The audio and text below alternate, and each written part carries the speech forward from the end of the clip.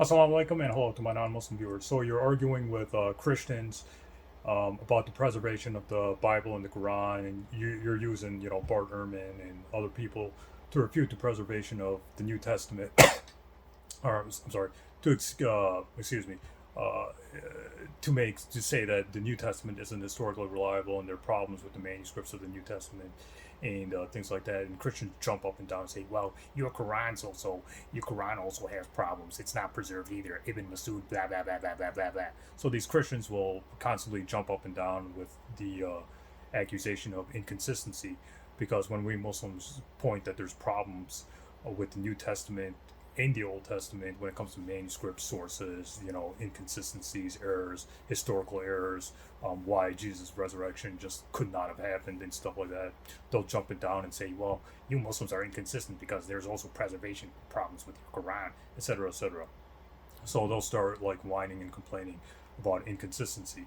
Well, there's two books that I recommend that show that not only does the Quran go back to the Prophet Muhammad, but but we have very early manuscripts, very early first century manuscripts that show that the Quran was not only preserved by memorization, but it was preserved by the uniform of the manuscripts, of the Sunnah manuscripts, and etc. So we have manuscripts going back to the disciples of the Prophet Muhammad or the companions of the Prophet Muhammad. So people who knew the Prophet Muhammad preserved manuscripts, or the Sunnah manuscripts, and or the early manuscripts of the Quran. So the first book I recommend is this book.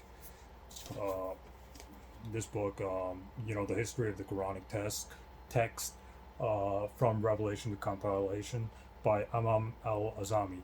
So this is a really good book. It has pictures. He shows like photographs and pictures of very early Quranic manuscripts and things like that. And he answers, these these these critics, these Christian critics or atheist critics who say the Quran's not preserved, and he answers the Ibn Masud issue and the Ubay bin Ka'b issue and stuff like that. So this is the first book I recommend to read if you want to refute arguments against the preservation of the Quran, or against the manuscripts. When Christians or atheists say, well, there's late manuscripts of the Quran, etc., etc., this book completely debunks that claim. It shows not only is the Quran the same Quran that was revealed to the Prophet Muhammad, but the manuscripts too are uniform and go back to the companions of the Prophet Muhammad. So this is the first book I recommend.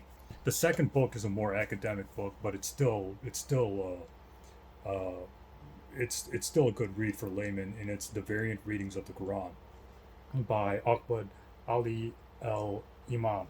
So I recommend this book.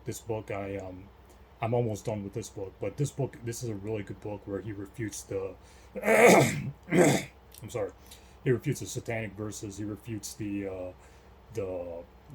Abdullah ibn Abi Sar adding things to the Quran and things like that. So he shows that the Quran, he refutes these allegations against the Quran that the Christian atheist critics against the Quran use, and he shows that the Quran is he shows how the Quran was preserved, and he shows that Uthman and Umar ibn Khattab were the disciples of the Prophet Muhammad, what they did to preserve the not only the oral recitation of the Quran, but the manuscripts of the Quran.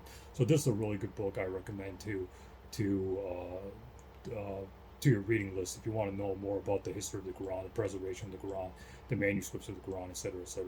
So I'm going to leave the description. Both these books are available on Amazon.com. I'm going to leave the description below.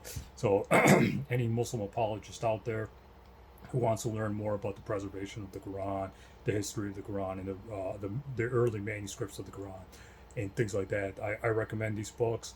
Both these books should be about $35. The first book is $20. The second book is about $15 on Amazon. If I'm somewhere around there. So if you want to buy both books, it'll be about $35. So I recommend buying both books. They're both